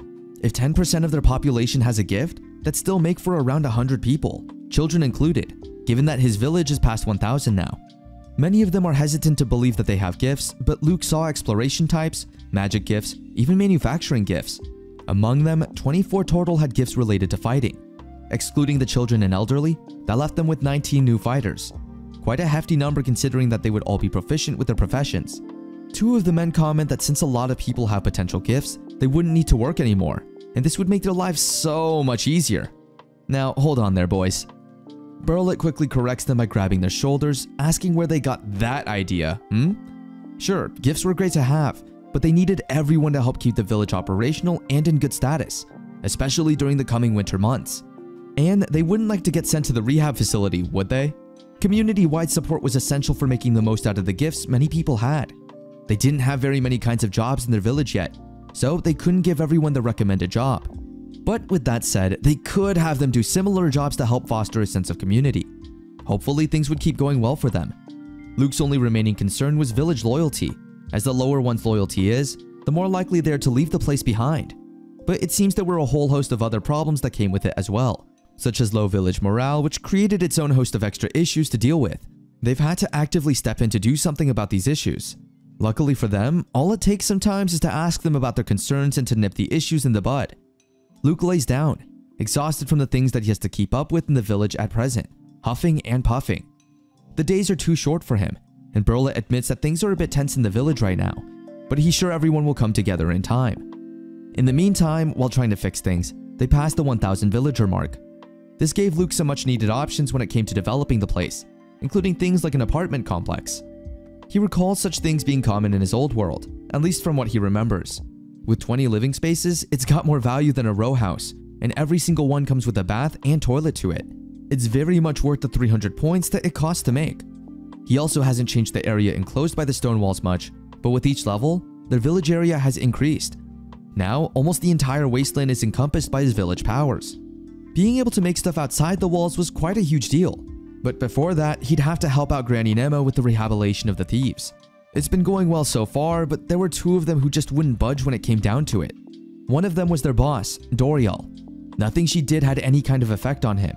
No amount of pain she inflicts on him gets even a tiny reaction. That man must have stared down death itself quite a few times, because he was about as hardened as they come. It must be tough trying to get a man like him to change. On the contrary, Granny Nema quite enjoys the challenge. But the real problem on her hands wasn't him. It was the other one, Bar. The first guy they had caught? Yup. He lectures Granny Nema for bringing the kids here again and makes the mistake of calling her an old hag, which earns him nothing but a good thwacking with her cane. Granny's still got some muscle on those bones, sonny. Wait, what the heck was that weird sound that you just made? Bar tells Luke to shut the heck up, as even abuse from an old biddy like this Granny couldn't get him to flinch, let alone… and here we go again. Don't insult the old lady. She makes short work of his words and forces him to eat them down. But with each strike, it seems like he enjoys it more than hates it. That's right, ladies and gentlemen. The problem with this punk wasn't that she couldn't convert him. It's that he was something of a masochist. That's right, a total masochist. It seems this youngin' loves pain to the weirdest degree. Seems like since he enjoys the punishment, giving it to him isn't that effective at all. But doesn't that also mean that they can use pain as an incentive? If so, that would make controlling him a really easy play. To that effect, Selene headbutts the stuffing out of him and stomps on his chest, making darn sure that he can't get up on his own. She then tells him to shut up and listen. If he wants his reward, then he'd best do as they say. This only earns her his animosity and a spitball that barely misses her face.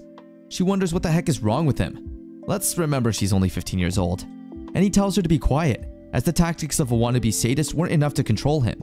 He gets a great big smack from Granny Nema, who explains that while masochists may seem obedient, they're by no means submissive. If you ain't prepared to accept the, proclivities of another person, then it's best to keep your distance.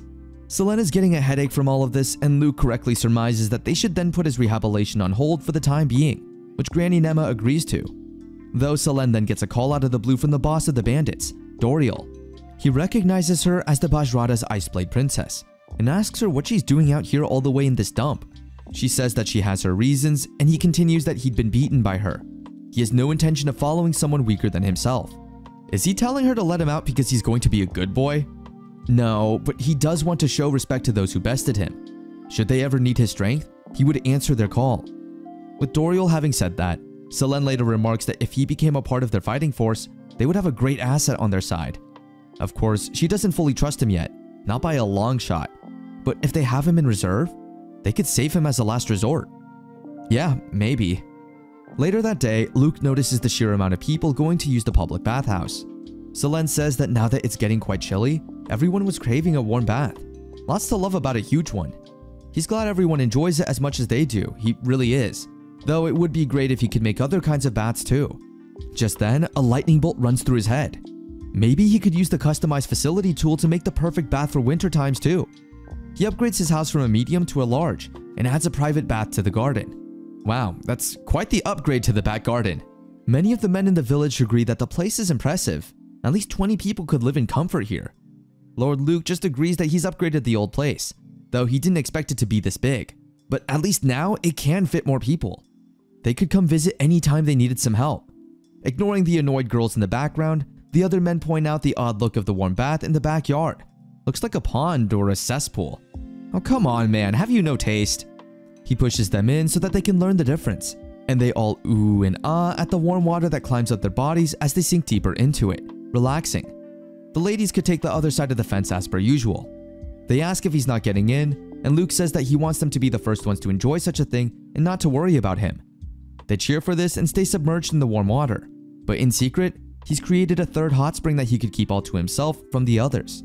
Now is his only chance. Finally, some time to himself where the girls Selene and Milia wouldn't bug him. They couldn't in a place like this, surely. Getting into the bath and splashing some of the warm water on himself, Luke gently steps down into the bliss that is his own personal outdoor bath and enjoys the feeling of warm water cascading over his skin along with the steam curling up from either side. He gently closes his eyes and just listens to the ambiance of crickets, accompanied by the distant voices of faraway people who all seem to be having fun at the public bathing areas. But just as he's getting into the rhythm of the night and beginning to enjoy the environment around him, the water again plips with the feet of someone else joining him in the bath. Milia the maid offers to wash his back, just as Luke was thinking his lonely days were over. Half a year had passed since Master Luke had been ordered to develop this land. The two of them had overcome many tribulations out in the harsh wastes, and together, Milia and him had developed a village overflowing with love. It was practically a picture-perfect fairy tale place, or so she had thought at first. As soon as it was built, an influx of meddlers and more villagers had come to live in the place. As their little village grew, so did her and Master Luke's time apart, which is a good thing if you ask me. But Milia believes that something must be done about it. If she leaves her Master Luke to his lonesome, then what was she even here for as a maid? To fill the lonely void left in his heart, she must offer him her touch in the bath. She must do it not for herself or because she wants to, but for his sake. Right, because that's not illegal in the slightest. But it is here where Selene steps in to interject, snapping her hand down to cut Milia off from Luke. She sees what the sneaky maid is trying to do. Milia defends herself, saying that she's just here to help Master Luke unwind. Unwind, eh? Selene isn't buying it. The two of them start to engage in a catfight right there in the water, the both of them getting all wet and flustered as they grab at and pull each other around. Luke meekly tells them to calm down, as they may hurt each other. Instead, he gets slapped in the face by a torrent of water as the two go at it, squealing and splashing as their fight only intensifies. Luke suddenly grows a backbone and starts to yell at them, ordering that there is to be no fooling around in the bath like this. The both of them feel remorse while, in the province of Northy not so far away, Governor Dantho is told that there is trouble among his ranks.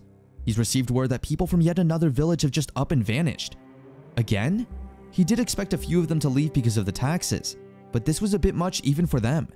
Do they not know what kind of hardships await them outside the region? Well, about that. The men who investigated said that they heard tell of a rather bizarre rumor going around. Talk of a new village within the northern reaches. It promises its people safety and comfort, not to mention plenty to eat. A real paradise, so they've heard. Governor Dantho just puts his head in his hands, saying what an obvious trap this was. That area wasn't remotely livable. That said, he can see how such a dubious promise could be enticing to some people given the pressure they were under from taxation. He orders his men to look into this area, and if need be, the governor would go with. It's a point of concern because it's the area that Lord Albert's son was ordered to develop. Luke gets an early warning from Satine that there's a suspicious group observing them. More migrants? No, possibly scouts. They were awfully calm. Luke, who's having dinner with the rest of the villagers, brings it up with them, and Selene says to wait. As if this were indeed an attack, the walls would be the first thing to dissuade them from launching an assault. There's also the fact, as Luke points out, that everyone in this village has gotten much stronger than before. They won't give up their land without a fight. Selene punches her hand and agrees, saying that they'll take on whoever this new enemy might be. A few days later, and the governor arrives with his troop of soldiers, all in shock that there's a settlement of this size out here in the wastes. How in the blue blazes was it made in such a short amount of time? They are then asked by a reformed thief who peeks out of the wall what their business is with the village. Governor Dantho states his position and apologizes for the sudden visit, but he wants to speak with little Lord Luke immediately. He's told to wait there and vanishes inside the wall for only a few minutes before the gate starts to raise to admit them entry. They are told to enter, and Dantho is worried at first that this is an obvious trap laid out for him. The guard by his side assures him that the elite force is there for his own protection, and a lot of them enter. Dantho notices immediately that they have crops behind their walls, and the produce here is gargantuan in comparison to other regions.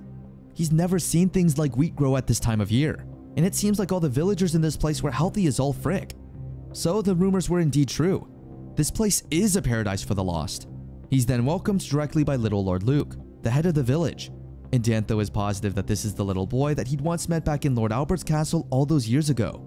He's standing in front of the carcass of a great boar, much to the surprise of Dantho's elite unit. His guard squad is in utter shock at the sight before them, a small boy standing in front of a skeleton that big. They all chatter about behind their governor while Dantho looks on, evaluating the situation to the best of his ability. Someone pops up from behind the great boar carcass to say that this thing they caught was really tasty, giving away that they didn't just dig up the bones from some ditch and call it a day. The guards behind Dantho whisper and talk amongst themselves, while the crowd behind the boar carcass just smirks, loving the attention. Luke and Dantho eye each other for the time being as we learn that there are more than 20 governors in the Albert domain. Land taken through war is usually put under the governance of those most loyal to the Alberts. However, should an existing governor bend the knee, they would sometimes keep their position, as was the case with the man before him. Dantho apologizes for the intrusive and somewhat unplanned visit, and bows his head to signify being a non-threat. Luke wonders if this man knows that he practically got disowned by his father. It's possible that Dantho isn't even aware that Luke has been banished here in the first place. The governor's region was close by, so Luke does suspect that they would all be interacting with him a lot in the foreseeable future. He invites them in warmly, saying that they're preparing a welcome feast in the men's honor. They could enjoy their time in the village for the time being. In reality, he just wants to make sure they're all on friendly terms. Dantho can't help but ask what these giant buildings were, and Luke casually explains the concept of an apartment building to him while they walk. Next is the cleanliness of the place. He brings it up in passing, and Luke says that they do their best to keep things clean and hygienic. But Dantho knows that no amount of doing's one best could keep a place this clean. Next was the public bath. While everyone had a bath of their own in their house, it seems that a lot of people like to bathe in the more open and spacious one provided for the community. Dantho then pops the biggest question of all. How had he cultivated such a vast wasteland into his village like this in such a short time? The simple answer was his gift of village building. Luke had never heard of the gift, so he was originally at a loss for what the heck to do with it. But eventually he figured out that he could make things pretty freely on any parcel of land that was recognized as his own. This was indeed quite a gift, and it does explain in detail why he was sent here. But actually, he only figured out how to use the damn thing after he got here. They had practically sent him out here to starve and die, meaning his father wasn't aware of the gift's true power. Should Dantho tell his father about this, it would cause a huge uproar. But for the moment, they could just sit back and talk about it over a nice and luxurious dinner, with entertainment coming from the village's talented swordsmen. Blades clang and clash together as two swordsmen rock each other with strong blows, and everyone enjoys the show as they really go at it with each other. Everyone with a gift decides to show off their gifts, and this will eventually force Luke into talking about the church. Dantho is beyond shocked that people here have swordsman gifts, and magic ones too. Luke eventually leads the way away from the banquet to show them where they would be staying for the night, saying that there should be enough space for his guard detail as well as himself. Dantho was sure the structure wasn't here earlier. The kid must have used his gift to make it especially for them. Once inside, he asks his head soldier what he thinks of this little village that Luke had created. Naturally, the guard thinks that such a place as this is quite odd. Though perhaps that was an understatement. Maybe they've underestimated this place as well, for the guard has to apologize to his lord, as even though they had promised to protect him, they weren't sure they could even hold a candle to the forces of this village. Even the elite forces that he'd brought with him would be utterly wiped by the people here who had gifts. Perhaps Luke had all the refugees here except a blessing from somewhere? Dantho wasn't quite sure about it because Luke guided him on a path away from it, but they could have sworn they saw a church-like building in the distance. All priests with the oracle gift are controlled by the church. Could it be that there was a singular exception to this rule here? The church itself claims that less than 1% of the population is capable of manifesting a gift upon receiving a blessing. In any case, if the church were to find out about this place, there is no telling the actions they may take to conceal the fact that they're likely lying to the public about it. How will he explain this to Lord Albert though? Easy solution there, mate. He just won't. The Lord is letting Master Raoul oversee the politics of the domain. This report would reach his ears first, and that would cause severe trouble. If the Lord were to find out about this, it could improve his view of Master Luke drastically. This intel could threaten Raoul's position for the next in line head of the domain. To keep it, he may destroy the village or worse before the intel reaches Lord Albert's ears. If the governor keeps this a secret, he would surely lose his life when it came out. What they don't know is that Satine is listening in on their conversation from over 50 meters away with his telepathy gift. He'd relay the full conversation to the important people of the village in the room, and Selene is glad that they don't have to make graves for these men here. Governor Dantho is bid good morning by Luke as he comes out of his residence, and they talk for a bit at how well he'd slept in the place before getting on to a main topic. Before he forgets again, Dantho would like to thank Luke for accepting all the refugees that had come up until now, on behalf of the Northy domain. His citizens had been suffering a lot from the inaction that he had been taking up until this point, and he is terribly ashamed by the lack of action that he'd taken up until this point. That being said, there was something he needed to ask of Lord Luke. Would he be willing to sell some food to the Northy domain? They've been going through a great famine as of recent. You see, and every little bit they could get would help. They were a bit short on money, though he was sure that supplies would make up for the lacking deposit of cash. Of course, and in fact, Luke would welcome that. Their village is still quite new and there was quite a lot of things that they lacked. The two shake hands and make a deal on it. He would have their trustworthy merchants guild send some of their best men, as the guild has a lot of branches across the country. It would be much smoother going through them than the public office, less work for everyone involved. Luke then wonders if he should create a road for them when the merchants come, and in doing so, he scares the living daylights out of the soldiers who were walking on the barren soil just moments before. Some days later, the hunters have returned and Luke is about to go back and welcome them into the city once more. He first notices that Selene and the rest are not there with them, and this group tells him that they've simply come back to deliver an update. No need to worry, nobody was hurt. It's just that they happened upon a party of injured elves. The others were making their way to the elven village as an escort before making their way home. Farmer Boy is very excited at the prospect of the beautiful elven woman who he's heard are stunning, and thinks that maybe they would repay them for doing the favor. Yeah, don't get ahead of yourself, kid. He's smacked and told that elves had been abused for their beauty before, which is why they tend to avoid humans. They were surprised to find them in the forest. Luke asks for more info on what happened, and he's told that they were just hunting as usual when they heard screams coming from the forest. They made their way to the noise cautiously, and found elves fighting for their lives against a pair of mad grizzlies. They had joined the elves and taken the giant bears down, and Selene had decided to escort the elves back to their village. Chances are they would stay the night at the elven place. The next day, there are elves at their doorstep thanking him for his soldiers helping them. She was sent by their chieftain to do so, and while she gives her full name, there's no way I'm pronouncing that, so I'll take the hint and call her Philia. Selene tells the men to quit their staring, and she apologizes to Philia for the hounds looking at them like prey. Seems they've already broken the ice pretty well. Philia can't help but be amazed that anything grows out here in this wasteland, and she remarks that humans are indeed incredible beings. Luke is about to show them around when Farmer Boy comes forth to say that they should be shown the bath first things first. Really, my bro? The other men call him out on being horny, and he shuts them down when they realize that the elves actually do stink quite a bit. They probably haven't had a decent bath in quite a while. They are led to the changing rooms before immediately beginning to strip before entering, which we have to censor because of YouTube. Philia jumps the gun and goes into the wrong bathroom, which ends with her getting shooed out by a very irate Donga, and they are instead led to the private bath that they can all enjoy together. Philia and the others enjoy it to the point where they end up soaking in there for hours. On top of receiving help, they were able to score a nice bath. Philia cannot express gratitude enough, and she thanks Luke and Selene again. Mad grizzlies are as vicious as multiple orcs and usually travel solo. But as there was just one, they underestimated it until the second came along. If it weren't for Selene, there would have been more casualties than necessary. They give him the gift of 10 magical potions as thanks for the aid, and all 3 of the main members are flabbergasted at seeing such rare things. Normally, you wouldn't get the chance to see one in a lifetime, let alone 10. For generations, the Elven clan have passed down the recipe for potions like this, and they were more than willing to give a few up in thanks. But even with potions, they cannot save a life that has already been lost. But they had helped them not lose a single soul of their team. Next on the menu, the elves didn't think that they would be treated to a gourmet meal as well. They really did take care of everything for them. Selene says it was the same when they went to the elven village. They also got treated by a whole feast as thanks.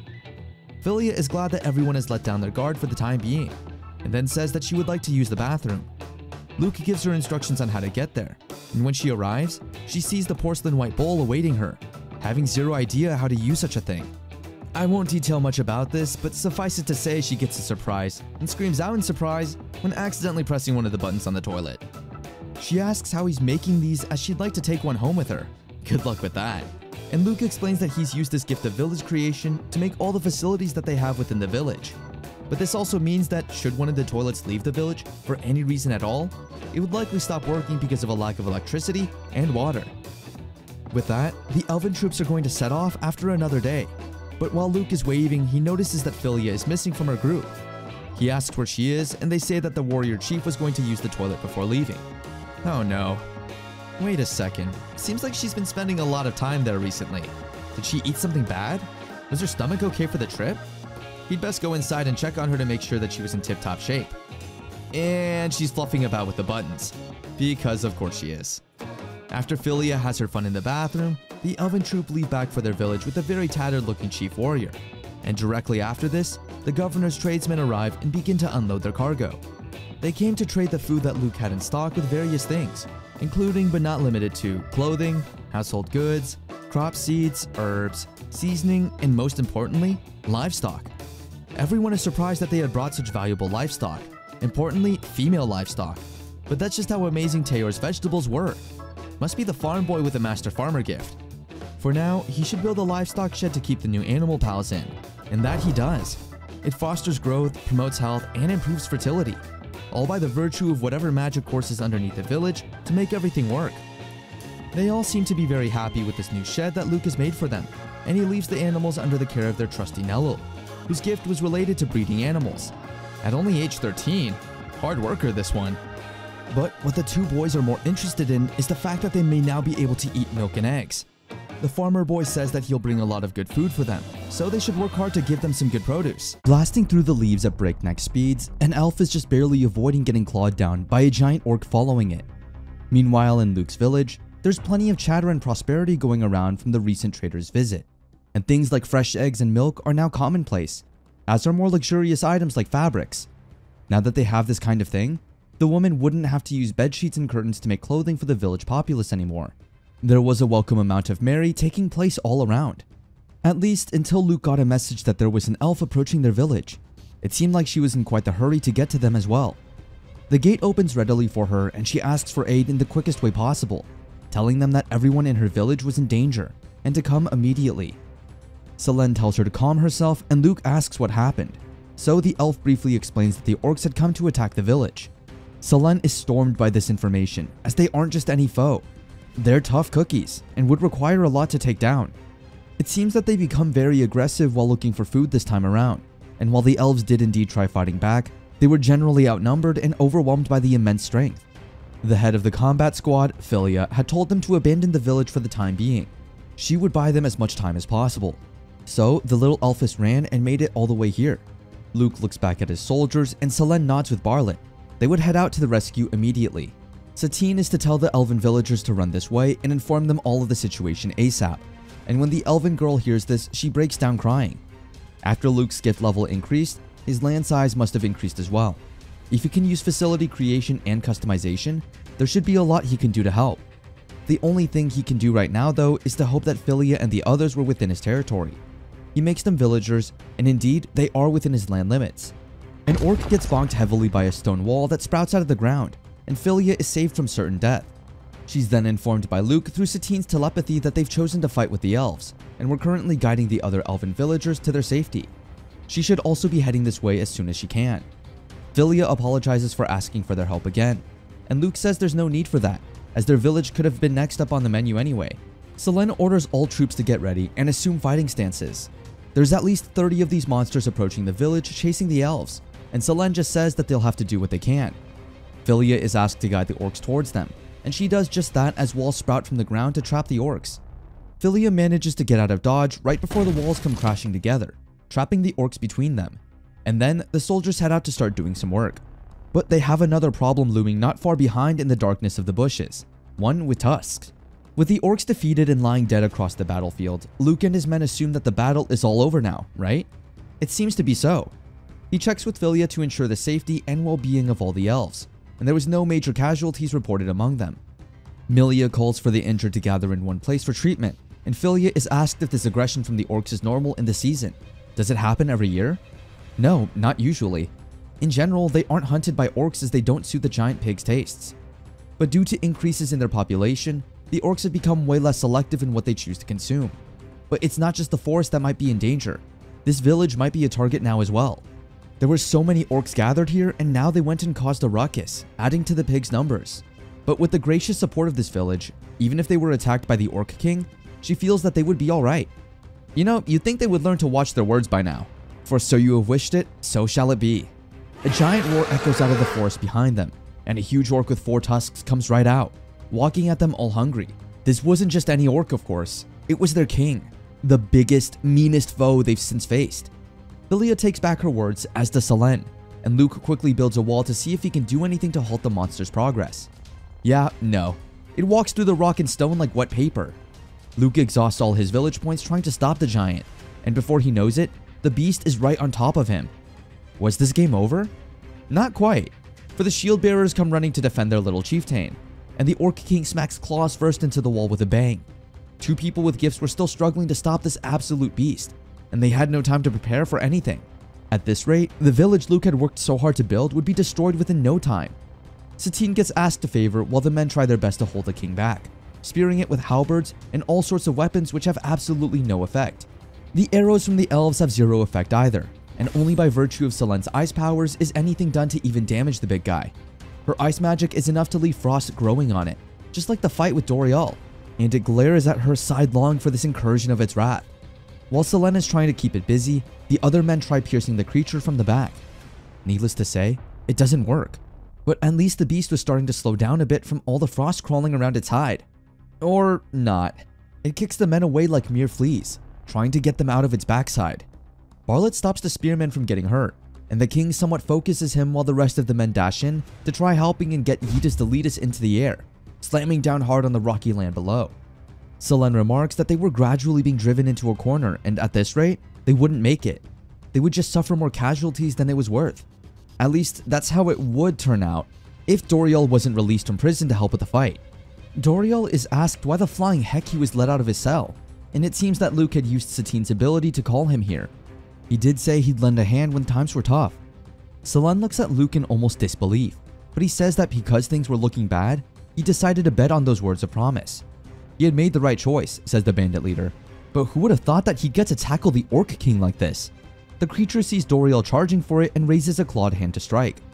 The resounding clang sends dirt and rubble everywhere, Luke shielding himself and Granny Nema from the rock pelting down on them. Doriel has disappeared below a cloud of dust, and everyone is worried that he hadn't made it through. But just then, from out of its side, a figure dashes out from behind the cloud of dust and thwacks the giant in its royal side like a thorn, making it stumble for the first time in the battle. Doriel grins something scarily as the massive pig is rocked backwards from the impact force. Selene yells to all the soldiers that now is the time to rush in and engage in battle, as the pig was distracted and they might actually be able to deal some damage. The men with shields rush forth and also clang their shields against the king, again causing it to stumble backwards, while a swordsman attacks the back and a spearman the front. The king is undeterred and presses on with its assault, clearly getting annoyed with the fleas that attempt to bring its highness down to one knee. Can't bring down a monster of this caliber that easily. Swords whoosh and Selene's ice blades crackle with frost as she makes more attempts to slow it down, the creature beginning to tire itself out from the constant abuse it's taking. Luke finally sees his chance as the additional village points come into his account, and he orders everyone to move away from the Orc King. They do, and walls suddenly sprout from the ground to cover the king in a box of stone. He's captured the king and uses additional points to upgrade the strength of the walls, then builds a watchtower on top of the box. Oh, I see where this is going. Luke then removes the ceiling and the tower falls to crush the giant porker with a specialty move, the Facility Crush. Granny Nema asks if he said something, and of course our shy little hero says no, keck. Selene and Barlet jump atop the walls to survey the situation inside the area, and look in to determine the damage that had been done to the beast inside. Selene gives the OK signal and says that it's been defeated. Cheers rise up from both the elven populace and his own villagers, and Doriel is rather annoyed that things had ended so quickly. Luke will at the very least acknowledge his contribution and reconsider what will happen to him going forward. But first, he has to talk with the leader of the elven village. I'm not even going to try and say that name. All the elves come to a bend before Luke, following in the steps of their own chieftain, to say sorry for all the inconvenience that they have caused him and his village. The chief of the elves apologetically says they were left with no other option than to seek assistance from this place, and in doing so, they had put everyone here in the same danger that they themselves could not handle properly. They would gladly accept any and all punishments that were thrown their way. My dude, he's not going to punish you over coming to look for help. As Luke says, it just happened to turn out that way, and besides, it could have easily been them who needed the help in the first place. Glancing over to his fellow villagers, Luke gets the idea to sweep this all under the rug. He chimes in that, on a more important note, the elves must be famished and tired from all that hard work they put into trying to take down all those orcs. How's about a little barbecue to settle this? The elven leader just looks at him a bit blankly until Philia tells her father that Master Luke is a generous person. He can't help but be silent for a few moments while a smile creeps over his face. Indeed, he says softly, as his daughter is quite certain that nobody here is harboring any thoughts of accusing the elves of anything. He turns to his people and says that he has faith that the people here were going to be good neighbors in the future, so they would sincerely accept their kindness and deepen the relationship between them. At the very least, the elves offer to help with the cooking. But before that, everyone's nostrils tell them that these people need a bath, badly. The chieftain gladly accepts, though he was quite perplexed that they would be receiving any form of treatment like this, much less on their first visit. To receive such benevolent hospitality, was it truly appropriate? Well, they couldn't decline when it was suggested so earnestly, albeit in a bit of a strange manner. When the elves come out of the bath, they are greeted to a feast of orc meat and mugs upon mugs of beer and alcohol. Luke is drinking too? Ain't he a bit too young for this? Oh well, manga logic. The elves seem to have one more pressing problem though. They need to rebuild their village and friggin' fast, because winter is on the approach. Luke fixes this by letting them all stay here until their place is rebuilt. And the next day, Philia sets off to rebuild the village through an underground passage that Luke builds for them. They arrive in no time, reaching the village outskirts due to his area of control being limited. The damage is severe, and with the state of their stone wall, there's no telling what kind of beast may enter. They tell Luke that they don't want his help with the rebuilding though. They would request to do this one on their own. At the same time in Luke's home village, Milia has gathered a lot of people, specifically those with gifts, to relay a so-called important oracle. Master Luke was the chosen one sent by the gods to save this world of chaos. He is destined to be this world's savior. Excuse me, what malarkey is this? She manages to rile up the villagers with gifts, having them devote themselves to him just as she had, through some clever trick and tactics. Within the territory of Marquis Albert, a lot of chatter surrounds his huge mansion grounds as Master Raoul is asked if he's ready to step outside yet. He says sure, anytime is fine. Right then, this way please. Walking out of the tent to many spectators, Raoul has a scary yet determined look in his eye. The sinners were then to step outside of their little cart and arm themselves with any weapon they wanted from the roster. All they had to do was take down this little brat and they would earn their freedom? Fine by them. As you can probably imagine, this lot of fools doesn't last long against a child with holy swordsmanship. The crowd is in stunned silence at the gore and blood present in the arena, and the last man standing is not wanting to engage in any form of battle. Up on the heights of the arena, his father is smiling down on him, the boy covered head to toe in the blood of his enemies and surrounded by messy red stains on the floor along with sword scratches. Raoul darts over to kill the final man who is trying to run for his life, showing no sense of mercy. He guessed that this was the last bloke. This was an overwhelming victory by Master Raoul, and the rest of the people can't help but raise chatter in the background as his father steps into the arena to congratulate him. He bids his son a well done, saying that he had passed the test and would accompany him to the next battle. Raoul bows, saying that he's honored and would bring great results without fail. The crowd cheers as he finishes wiping all the blood off of himself, a man coming to get his attention from the side. According to the governor of Northie, he had gone to the area of Luke's supposed village himself, but found no such place exists. Well, obviously, there's no way that a village could ever be established in a place like that. In other words, the House of Bajrata has not been able to find Lady Selene anywhere they've looked. Raoul then details that once his father has won the next war, his father would acquire even greater territory, and Raoul would take over the current Albert territory. This vast land would all become his. The brat then laughs maniacally, which makes his brother sneeze in his village far, far away. Luke notes that the snow has piled up quite a bit and he has to use the defrosting feature to clear the roads for merchants. Winter in the wasteland sure was cold. Ever since more merchants came to the village, more and more people had been settling there. Though with many more hellos comes some goodbyes. Philia is removed as a villager and the next sight we see is two older men having some sweet time in the bath. They greet each other and talk about how this place feels like heaven, when an elf comes to join them. At first, they think it's a girl, but they're quickly proven wrong. After a bit of talking, we also learn that while the elves were rebuilding the village, this one didn't want to go back. He'd much prefer to live here in the lap of luxury. The elves have traditionally lived quietly in their forests, without interacting with other species. Elves are a noble race that treasures nature, is what they told themselves. The chief reason was that they had so many natural enemies that they had no choice but to hide in order to survive. However, this place was even safer than the elven village, and now that he's come to know such a convenient way of living, this particular elf didn't want to go back in the slightest. Though, even if he brought up his insistence on staying, the chief would probably reject it. Thus, he needed to get the other villagers on his side and have them plead for him to stay. Luckily for him, elves are considered attractive by human standards, so he could easily rely on his charm in order to win them over. Walking outside without clothing on, let's just say Granny Nema doesn't appreciate the case of public indecency. Off to the slammer with you, my fair-haired friend. The elven chief is quick to apologize again for the trouble that has been caused here, while the elf in question just pouts from behind bars.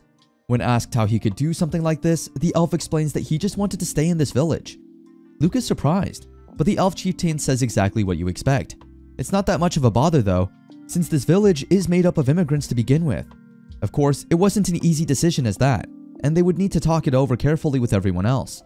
The chief explains things to his comrades in the underground tunnel, and due to the generosity of Master Luke, those who wish to remain within this village have the right to do so. To ascertain the numbers, those who would like to stay stand behind Master Luke. Those who would like to return follow him. Not a single person makes a move. Does this mean that everyone wants to stay here? Yes, including his own daughter, Philia. He asks where their pride as elves were. He'd expected 1 or 2 to want to stay behind, but with this many, the village might as well cease to exist. The food here was delicious, unlike the village, and they no longer have to fear for monsters attacking them too. It's also free of unpleasant odors. Not to mention, they can stay clean and bathe anytime as well. Oh yeah, and the chief is cute too. The elven chieftain is told that with him there, the village would be just fine. But with only him there, it may as well be nothing but a lonely existence. Deep down, he also wishes to stay in the village. Well then, Luke would welcome them all. That's 238 people.